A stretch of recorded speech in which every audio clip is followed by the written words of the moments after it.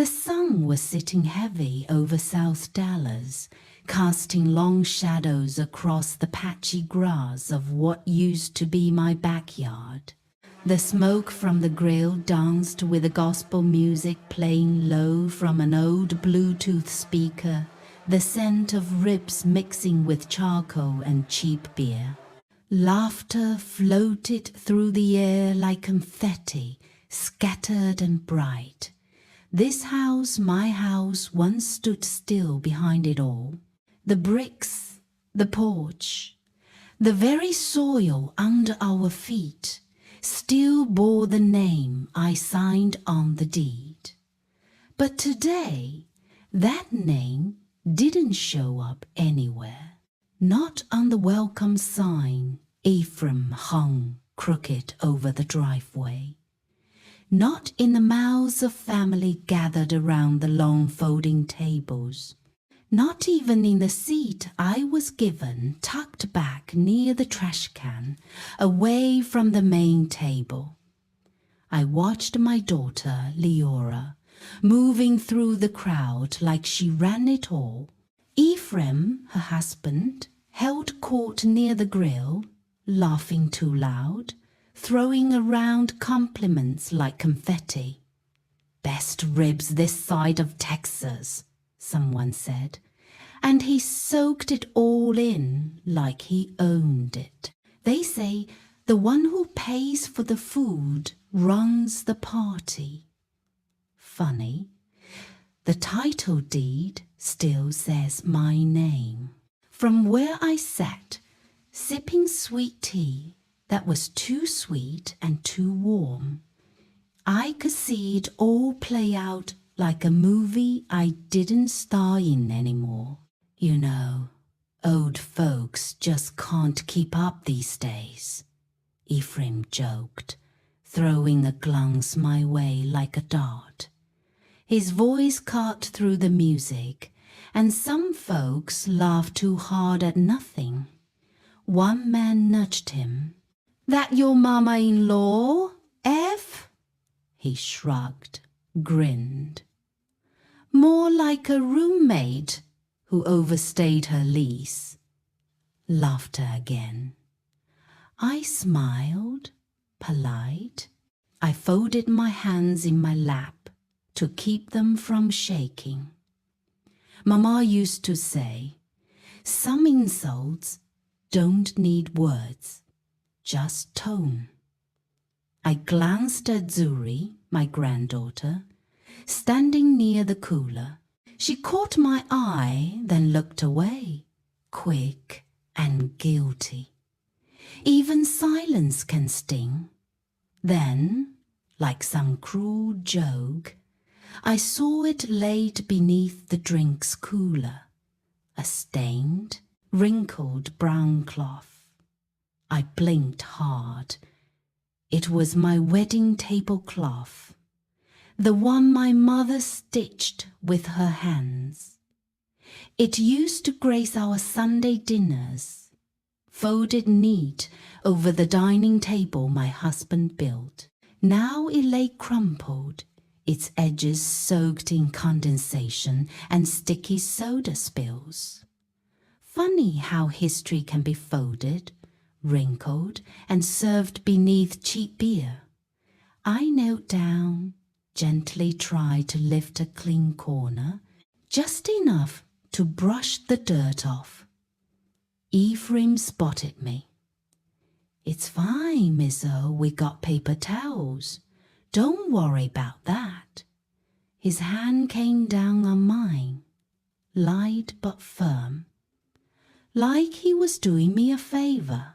I stood slowly, hand trembling, just enough for me to feel it.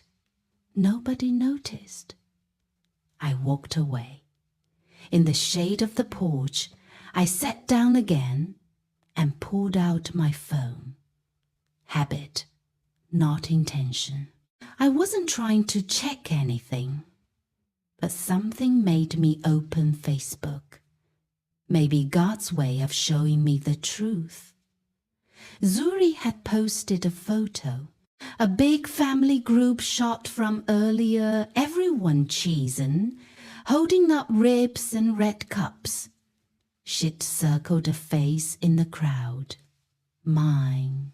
The caption read, "If you could erase one person from your family, who would it be?" You know my pick. Laughing emojis danced below. Ephraim had liked it. Leora left a row of laughing faces. I didn't gasp, didn't even blink, just scrolled, just saw, just knew. Even Jesus had Judas at the table. I didn't feel angry, not yet. It was something colder than anger, something quieter. I sat there a long while, phone warm in my hand, ribs turning black on the grill behind me. I thought about the last barbecue my husband ever threw.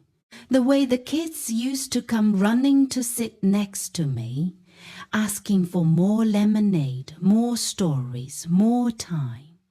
He was a man who made space for respect, not silence. It took one man's death for them to forget who built this place. I closed my eyes, took in the scent of smoke, sweat, and sweet tea. I come as one, but I stand as 10,000. That quote echoed in my chest like thunder underwater. Maya Angelou didn't whisper it, she sang it like a war cry. I opened my eyes, wiped my hands on my skirt, walked to the kitchen. The house was mostly empty inside. "Everyone out back," still laughing. I opened a drawer, same one I always kept the good forks in. There it was, the original deed, folded, yellowed, but whole. I ran my fingers along the edge. The paper trembled just like I had. "If they think I'm invisible," I whispered, "I'll show them who really owns the walls they're laughing in." The backyard was empty now. The ribs were gone. The laughter had faded. And all that was left was the sharp scent of burnt charcoal mixed with the sweet rot of coleslaw left too long in the heat. Lights on the porch flickered above me, buzzing like they had something left to say. But everything else was quiet. When folks leave, I muttered to myself, they take the laughter with them, but the echoes stay. I moved through the yard alone, picking up plates, cups, stray napkins trampled into the dirt. My knees cracked every time I bent, but I kept at it. Nobody offered to help. I guess I wasn't a guest worth staying late for. Somewhere in the silence, I heard the echo of Ephraim's voice from earlier, still ringing in my ears. "Roommate who overstayed," he'd said, like I wasn't standing 10 feet away, like I hadn't carried his wife on my hip while she learned to walk. Then my eyes fell on that tablecloth again, still stained, still damp. I picked it up slowly, folding each corner with care like I was dressing a wound. "You'll see daylight again," I whispered, pressing the fabric to my chest. "Just not for them." As I stepped onto the porch with a folded cloth in hand, my phone buzzed in my pocket. "Leora," I answered with a quiet, "Hello." "Mama," she started, voice too casual, "I hope you didn't take F's jokes too serious. You know how he is." I paused, let The silence hung. Then I said, "I know exactly how he is." She didn't reply right away. I could hear a child laughing in the background. Probably Zuri. "Well, just wanted to say that. Could you make sure the back door's locked before you leave? Don't forget to turn off the porch light either." "Of course," I said. She didn't say goodbye, just hung up. I stared at the screen a while longer. When your own child tells you to lock up your own home, that's not love. That's eviction wrapped in manners. I walked inside. The rooms were dark, shadows long but familiar. I made my way to Harold's study. I hadn't been in there since the funeral. Everything still sat untouched: his books, his hat on the hook, the framed church flyer from when he preached last Easter. I dusted the edge of his chair and sat down. "You wouldn't believe it, Harold," I said, barely above a whisper. "They've turned your house into a circus, clowns and all." I opened the top drawer and pulled out the old cassette player. The choir used to record his sermons on Sundays. I popped one in and let it play. His voice crackled through the tape, slow and steady like always. "A fool's laughter is the crack before the fall." I let a smile touch my lips. Not joy, more like recognition. "Guess the fall's about to begin," I said. Grief sat with me a long time, but that night it felt different. It didn't ache the same way. It sharpened. I stood, walked to my bedroom, and opened the drawer where I'd placed the D. I unfolded it under the lamp. My name, Odella Coleman, etched in blue ink. No co-owner, no amendment, no mention of Leora or Ephraim. I ran my fingers across the line Harold made me sign years ago. "A house is only safe when her name's on it," he'd said. He was right. He always was. This wasn't their house. It never had been. I folded the paper, slid it back into the envelope. Then the lights blinked once, twice, then died. Pitch black. I stood still, letting my eyes adjust. The silence grew heavier. I grabbed a candle from the kitchen drawer, lit it, and moved slowly through the house. Each room whispered memories: Zuri's birthday, Harold's anniversary toast, Leora's prom photos. But tonight, it felt colder. The pictures on the wall didn't smile back. The air didn't hum with warmth. It all felt foreign. "Even walls know when they're not wanted," I murmured. I paused in the hallway, watching the candlelight flicker across the glass of an old wedding photo. Then I turned back to the kitchen, pulled the phone off the charger, and scrolled through my contacts until I found him. Mars, attorney. I tapped the name, put the phone to my ear. "Mars," I said when he answered, my voice low but steady. "It's time we talk about that property." The flame of the candle danced as he replied, measured, calm, ready. Rain tapped soft against the windows that morning, a kind of whispering rhythm that filled in the silence. I moved through the house like I was walking through someone else's memory. My feet knew where the creaky floorboards were, but it all felt foreign now. Not empty, just quiet, in a way that made your chest tighten.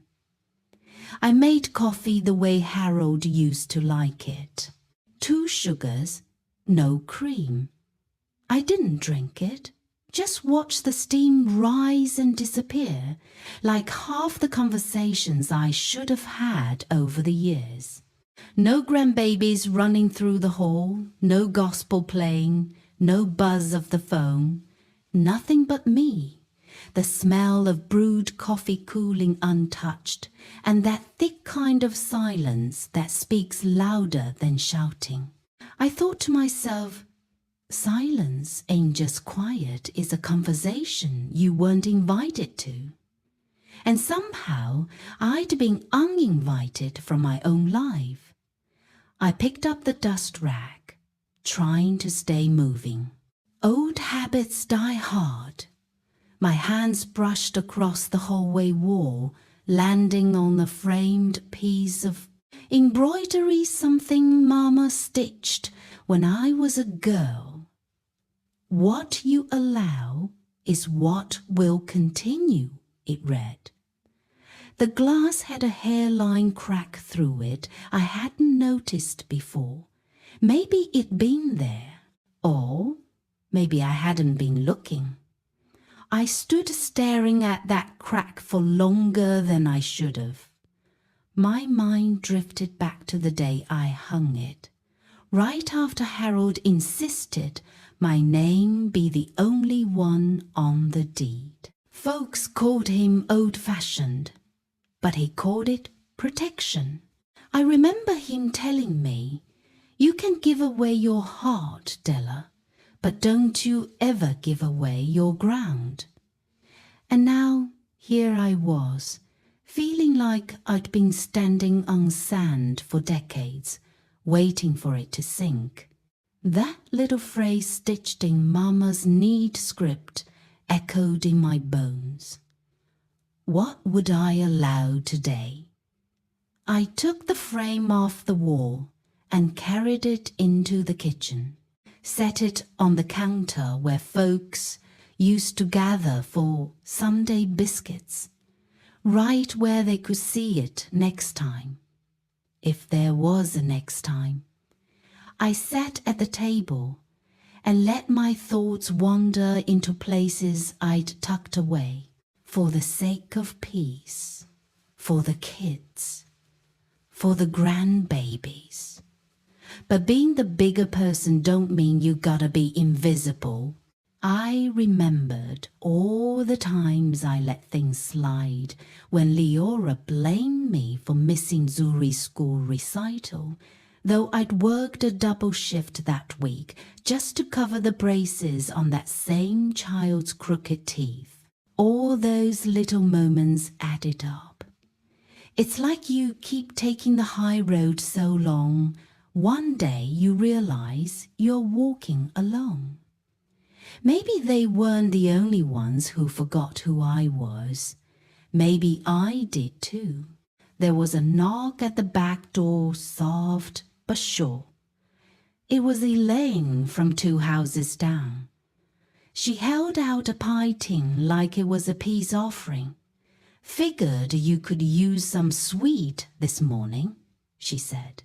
I took it with a thank you, but she didn't leave right away. "I saw the way he talked to you yesterday," she said quietly. "Ain't right. Ain't never been right. I didn't say much, just nodded, but I gripped that pie dish tighter than I meant to. You've been the example for all of us for years," she added. "But maybe it's time you let them see the other side of the example too." That stuck with me longer than the smell of the crust. Long after she left, I stood at the counter, That message behind me on the wall, the pie cooling, and the coffee still untouched. The phone buzzed on the table. Group message. Ephraim. Hey, all.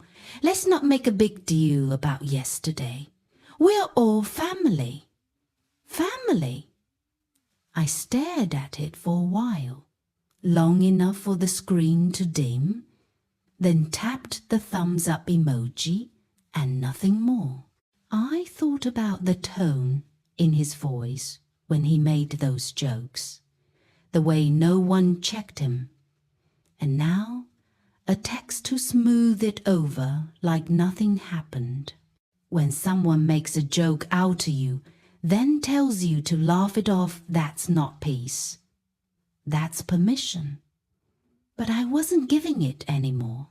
I sat down at the table again. That message in the frame behind me like a shadow watching my thoughts. My eyes fell to the deed, still laying out from the night before. I pulled a manila envelope from the drawer, folded the paper gently, and slid it inside. Wrote one word on the front. Mars. I whispered to myself, low but clear. They gon' learn today. Morning sunlight slid through the curtains, soft but sharp enough to draw its own truth across the room. I stood there, watching those long stripes of gold crawl over my dresser, over the framed words hanging straighter than before. What you allow is what will continue. That embroidery didn't just decorate anymore. It warned. I could feel the air in that room hum with something I couldn't name. Calm on the outside, yes, but underneath something was shifting. I brushed my fingers along the dresser, pausing where the envelope with the deed rested, neat and sealed. It sat there like a quiet witness. Sunlight don't lie, but it sure exposes shadows. Others want to hide. I sat on the edge of the bed for a long while, thinking, then bent down and pulled the old cedar box from underneath. It was heavier than I remembered, smelling faintly of dust and time. The lid creaked open, and the past spread out before me. Harold's handwriting, old mortgage records, letters yellowed at the folds, tax receipts, grocery lists scribbled on the back of church bulletins. Prove that every bill, every nail, every bit of this house had my fingerprints all over it. I laid the papers across the bedspread, the quilt a patchwork of blues and browns Harold's mother had sewn. Every piece of paper was another reminder of how I'd kept this house upright when money ran thin, when Harold was sick, when Leora needed help. I remembered taking double shifts at the clinic, skipping new shoes, paying down the mortgage $1 at a time. I started taking pictures with my phone, one by one, slow, careful. Each click was quiet, but it sounded like a hammer in my chest. Then I froze. There it was, a loan agreement I'd never seen before. My name printed neat and bold, my supposed signature below. Except it wasn't mine. Ephraim's writing. That same crooked E and lazy loop in the R. I sat back, heart pounding, but my face steady. He'd used my name, my credit, my history, to build his own comfort. I whispered, "You fool. You really thought I'd never look under my own bed. I packed every paper neatly into a folder, locked the box, grabbed my purse, and drove out to Pearland. Marcy's office sat in the narrow strip between the tax place and a diner that hadn't changed since '82. When I stepped in, he stood up right away. "Miss Odella," he said softly, "you look tired." "I'm past tired," I told him. Saturday I laid out the papers on his desk, one by one, his eyes scanning, his frown deepening. When he reached that forged document, he shook his head slowly. "This right here's bad," I said. "He used your name to take a loan. Could have cost you everything. We can file immediately, but once we do, there's no going back." I looked at him steady. "If we move too soon, he'll hide the rest. I want every stone turned before I strike."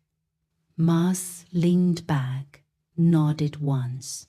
"You want the trap, not the chase." "That's right." "Then I'll get it ready, quiet-like," he said. "Keep your copies safe. Don't tip your hand." "Wasn't planning to," I said, gathering the papers back into my bag. By the time I drove home, the sky had turned grey, the air thick with the kind of heat that makes you restless. The front door was cracked open. I knew I'd locked it that morning.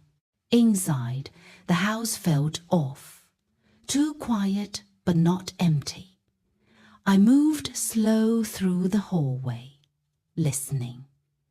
Then I heard him. Ephraim's voice from the back room. "She keeps talking about what's hers," he was saying on the phone, laughing low. "She don't even know how close she is to losing it all." My stomach clenched.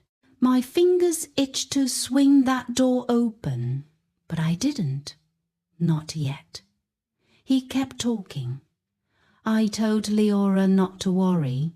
Old folks get forgetful. Let her think she's still in charge if it makes her feel better." When he hung up, I stepped backward, quiet as a breath, and went straight to my study. I locked the door, leaned against it for a second. The silence inside was different. It was mine. I opened the drawer, placed the deed into the safe, and turned the key. This time, it didn't feel like I was hiding something. It felt like I was securing a weapon. Then my phone buzzed. Unknown number. The message was short. "Let's talk peace or war, Mama."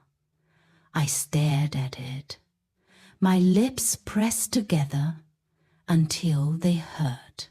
"You think I'll play small forever," I said under my breath. "You bet wrong." I sat at the desk and started writing names, times, bank records to Paul. People who'd seen too much to pretend otherwise. Each word was a nail in the coffin of their confidence. I could feel my heartbeat slow, my thoughts sharpening. I remembered Harold's favorite verse, "Better to fight for something than live for nothing." That line rode through me like thunder behind a calm sky. Then came the knock. Firm, measured, I stood up, smoothing the front of my blouse. "Who is it?" I asked. A man's voice, muffled through the door. "It's for you, Miss Odella. A package just arrived." I glanced once more at the framed words on the wall. The sunlight had shifted again, falling across the embroidery like a spotlight. I took a breath, my hand steady as I reached for the knob. The strings were pulling tight now, every one of them, and I was finally the one holding them. By mid-afternoon the house was full, but suffocatingly empty. Ephraim reclined on the couch, thumbs twitching over his phone. Leora hovered in the kitchen doorway, flipping a dishcloth as if she could scrub away what was already done. Zuri shuffled feet near the window, trying not to stare, Kade tugged at his sleeve. Even the dog didn't sit still. I stood at the threshold, chest tight.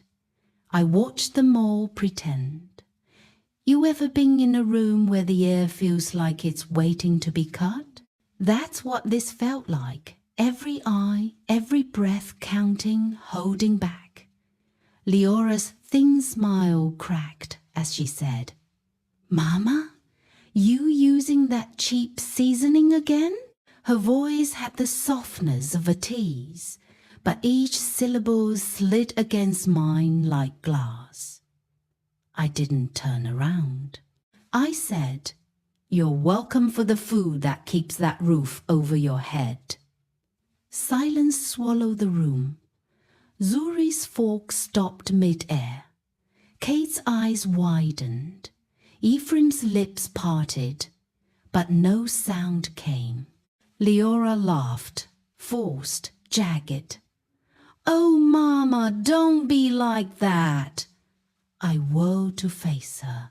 "No, I'm done being safe." I walked to the table and picked up the envelope I'd left there. It felt heavy in my hand. The room leaned in. "Ephraim," I said, "you and I need to speak." He snapped his head toward me. "About what?" I held the envelope up. "The loan you took, using my name." His face went ashy. "That's not true." "It is," I said. "I spoke to my lawyer. I saw the papers. Your signature there under my name." He tried to step forward. "Mama, you don't understand." I cut him off. "I understand more than you ever gave me credit for." He fumbled. "You calling me a criminal?" I nodded. "When you sign my name without permission, yeah, that's criminal," Leora gasped. "Mama, please let's not air this in front of everyone." I looked at her. Too late for that. Too many lies were made in silence. Ephraim's face twisted. "You'd press charges on your own son?" I held him steady with my eyes. "I ain't going to, yet. But try me one more time, and the police see every name you ever forged." No one moved. The air thickened, like someone had latched the door behind them. Then the door swung open. Marcy stepped in. He didn't hesitate. "Hello, Miss Odella," he said quietly. Ephraim sprang up. "What the hell?" I raised my hand. "We're having a family meeting," he scowled. "You planned this?" "I planned peace," I said. "But you made noise." Mars laid papers across the coffee table, statements, copies of the forged documents, bank statements. Leora's lips trembled as she read. Ephraim's turn went pale. "This is forgery," Marcy said. "You know what it means." Leora tried. "Mama, it must be a mistake." Mars raised his voice just enough. "Mistake or not, The law sees nothing kind in forgery. I turned to Ephraim. You move out within 48 hours. After that, I filed charges. He glared, rage and shock battling. You can't do that. I held my ground. You did it first. For the first time in years, my hands trembled not from fear, but from the tension uncoiling. Harold's words echoed. Power don't shout, it shows up. I looked at Zuri. She nodded, her eyes full of that quiet pride. Kate stared at the floor. Ephraim pounded the table. You'll regret this. I didn't flinch. I already regret waiting so long. He stormed out.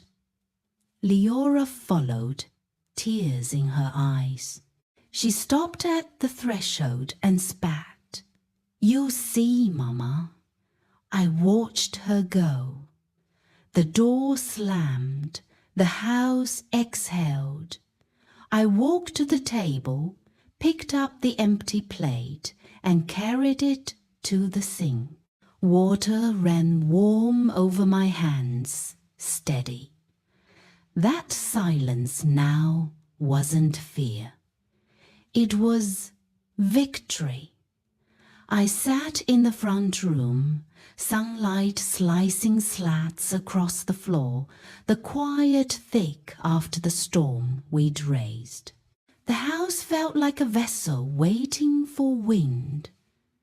I remembered the broken sculpture, the forged papers, the way truth had arrived and left pieces behind. I reached for my drink, but my hand shook too much. I set it down. A knock at the door broke the silence. My heart leapt, thinking it was Ephraim come back to rage. Axel Harland stepped in instead, calm, steady. He wore no show, just a plain shirt and jeans, but his presence held weight. He looked at me straight. I saw what he did. People need to hear it. My throat tightened. Tension in the room snapped taut. Axel didn't hesitate. He began with what he saw. A late night, shadows in the yard, Ephraim limping, carrying something heavy and wrapped. The way he stumbled, the gruff voices he heard through the fence, the laughter that shouldn't have belonged to someone with shame.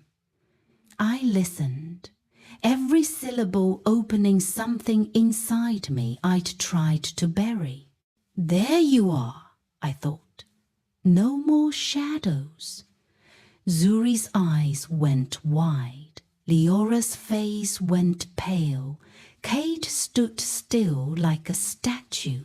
Axel said he'd testify if need be. He'd stand in daylight and speak what he saw. The room shifted. Anger was no longer just mine. It was communal. Then Sela came in, unexpected. The housekeeper I once trusted. She walked without fanfare, voice calm but sharp. I've heard them plan destruction. They asked me to move things. They told me to lie. She enumerated nights. She entered rooms, secret keys, whispered threats, names she said, evidence she carried in memory. Silence fell like glass breaking. Ephraim's voice cracked. You're lying. I stood slowly, heart steady. I held my hand out. Then bring cameras. Let them prove it. This was no longer private. This was open confrontation. Zuri sank to the floor, tears spilling. Mom, I believed you, she cried. Leora jumped up. "This is harassment," she shouted. Kade stood frozen, torn. His eyes flickered between father and grandmother. I didn't scold. I only said, "You were raised knowing right from wrong." Then I addressed everyone in that room, even the walls. Justice don't come overnight, but it starts when someone dares to speak it. I motioned to Massa. He pulled out his phone, began filming. Legal backing entered the space with the turn of a lens. Word had already leaked. Neighbors pressed noses to windows, phones raised. Someone outside snapped a picture. Murmurs spread. They always knew Mrs. Coleman had class. I walked to the porch, Marseille following. I looked at faces, gathered curiosity, sympathy, judgment. I raised my voice. He talked about erasing me, but I'm still standing. The crowd shifted, alignment changing. The fight was no longer mine alone. As Silla turned to leave, she handed me an envelope. Her voice dropped. "This was slipped under my door last night." I opened it slowly. One sentence stared back. "Ask her about the tape." Mars leaned beside me, face grim. My voice came low, steady. "Do you have that tape?" The family gathered around the table in near silence, the clinking of silverware, the loudest thing in the room. Nobody spoke. I came in last, carrying a sealed envelope I had held tight all day. I placed it in front of Ephraim, my voice even, clear. "This is your final offer. Move out tonight, or tomorrow expose everything in this envelope." I started. Leora's throat bobbed. Katie's fork hovered. The tension pressed down. I stood waiting. I broke the seal and drew the folded letter. Inside was Ephraim's own handwriting, an admission. I read it aloud. "I used her name to tie my debts. I lied about her health. I minimized her to feed my pride." The silence shattered. Sobs, gasps, stunned faces. Leora covered her eyes. "Here lies the voice they try to silence," I said, slamming the paper on the table. The shift was immediate. Mars hit go live. I turned to the camera. "This is not theatre. This is truth." The broadcast lit up. Comments poured support. Ephraim panicked, lunging for the phone. I said, "You built your fame while erasing me. You can't delete your truth now." Then an embedded video played. Ephraim in a small gathering, sneering, boasting of manipulations. His words echoed in the room as his face turned red. The blow landed. Ephraim flung his phone down and stormed out. Leora tried to run after him, then I stopped her. "Let him stumble. Let all of us see," Zuri cried openly. Kate comforted her with shaking hands. I stepped outside. The crowd of neighbors gathered. "You can remove me from their pictures, but you cannot erase my story," I said, voice firm. Later that night I sat in silence. I opened my journal, hand trembling. Strength isn't loud, it's relentless. I vowed a new mission. A foundation for elders silenced by family. I thought of Toni Morrison. When you free yourself, you free others. The phone rang. Channel 7. The news wanted me on the next morning. Tell them I'll be ready, I said. I stepped onto the porch and looked at the broken garden statue under moonlight. I touched the cracked edge. Still standing, I whispered. The morning came without drama, just a soft hum outside the window and a light breeze brushing through the blinds. I sat at my vanity, brushing my hair back slow, methodical, no trembling hands this time. The navy blouse I chose wasn't fancy, but it was Wallace's favorite color. Said it made me look like I'd been through fire and came out made of something better. I stood up straighter, held that thought close. At the studio, they didn't rush me, didn't talk over me. They offered coffee, a smile, and let me speak in full. Not one person called me sweetheart like I was senile or soft. When the cameras rolled, I told my story like I was passing down a recipe. You grow up thinking if you keep the house clean, love hard, and give without holding back, it'll all turn out right, I said. But sometimes the pain comes from the ones you set the table for. The anchor looked at me like she heard it in her bone. You're not just a survivor, Miss Odella. You're a builder of futures. On the walk home, folks waved. Some clapped. Others had tears in their eyes. One old man grabbed my hand, voice shaking. I thought I was the only one. I ain't told my truth in 30 years. A teenage girl walked up, eyes glossy. My grandma cried, watching you. First time I ever saw her do that. I realized then I wasn't carrying shame. I was carrying stories, generations worth. I wasn't the one who cracked the foundation. I was the one picking up the bricks to build again. My house, my name, my say. At the community center, I stood on the little wooden stage I used to sing on with the church choir. That day, they stood behind me again, same robes, same voices, just older now. I held the mic steady.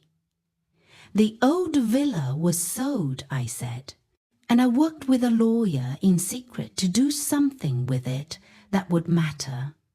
I paused, letting it land. The Golden Voice Trust is open now. It'll provide homes and legal help for elders like me folk, pushed out of their own places by kin who forgot where they came from. The claps that followed weren't polite. They were deep, whole body claps. Leora and Ephraim weren't there, and that silence spoke for itself. I didn't mention them, didn't need to. Later that week, Zuri came over. Her hands trembled, her eyes didn't. I'm sorry, Mama. I didn't see it. I didn't want to. I hugged her tight. You still got time to learn love that doesn't hurt. I told her Kate asked if he could help with the trust. I ain't good with speeches, but I can drive folks, clean up, do what's needed, he mumbled. I smiled. Start there. Marcy became my shadow filming, organizing papers, answering calls I couldn't. She didn't ask for permission. She just showed up, camera in hand, purpose in heart. We took down all the old family portraits from the main room of the center. In their place, we hung photos of neighbors, volunteers, folk who knew what survival looked like and weren't afraid to say it. The story shifted. It wasn't just about me anymore. Out in the yard behind the house, the one they once tried to toss me from, I began planting again. My knees ached, but I dug deep anyway. I replaced the shattered garden statue with a small wooden bench engraved simply, "She rose and rooted many." A boy biked past. "Miss O, you famous now?" he shouted, grinning. I wiped sweat off my brow. Famous don't mean much, but if you remember who you are, that'll take you farther than TV ever will. I watered the rosebush just enough, a drop for grief, the rest for growing. That evening, just before the sun dipped behind the trees, a letter came, handwritten, from Ephraim. I held it for a moment, didn't open it, just stared. Then I slipped it under my favorite book, the one with the passages I always reread when the nights get too long.